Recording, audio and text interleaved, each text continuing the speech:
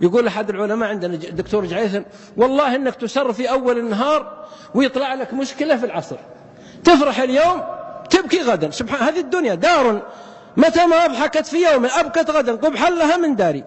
تحت كل قصة غصة، هنا غصة. ماذا تفعل؟ لا تحزن إن الله معنا. أعرف أن ابنك مريض، لا تحزن إن الله معنا. أعرف عليك ديون، لا تحزن إن الله معنا. أعرف أنه مات لك بنات، لا تحزن إن الله معنا.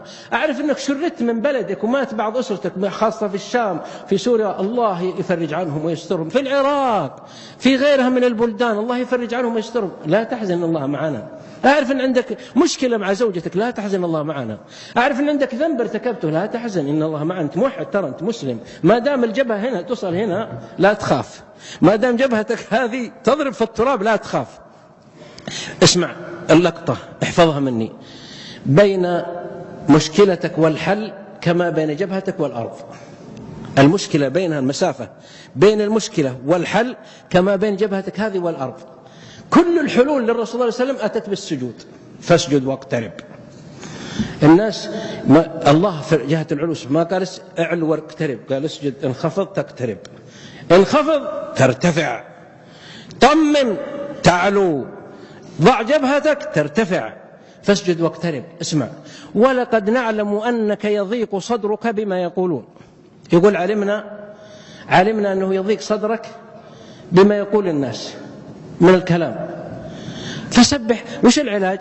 مش معنى الآية يقول الله لرسوله صلى الله عليه وسلم: إننا نعلم وندري أنك يضيق صدرك. بشر سبوه صلى الله عليه وسلم بأبي وأمي، قالوا شاعر. أعطوني سب ما في القرآن، وتقرأ نقرأ في صلاة الفريضة وفي التراويح سب الناس في الرسول صلى الله عليه وسلم، ويقرأها بأبي وأمي صلى الله عليه وسلم ويصلي بالناس وهو الإمام. قالوا عنه شاعر، صانه الله ليس بشاعر.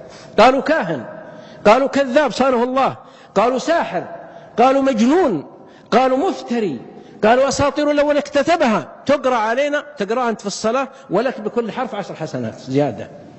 تقرأ أنت هذا الكلام لك بكل حرف 10 حسنات. ويسمع صلى الله عليه وسلم فيقول له ربه ويعلم النفس وما أخفت: ولقد نعلم أنك يضيق صدرك بما يقولون. طيب وش الحل؟ عارفين يضيق صدرك، الحل قال بننزل لك جنود، ننزل لك عسكر، بننتقم منه؟ لا، اسمع الحل: فسبح بحمد ربك وكن من الساجدين.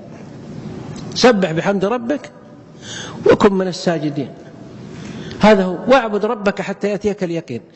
إذا أتتك عاصفة، هم، حزن، صلي ركعتين أو الفريضة إذا حضرت. كان صلى الله عليه وسلم يقول: أرحنا بالصلاة يا بلال، أرحنا بالصلاة يا بلال.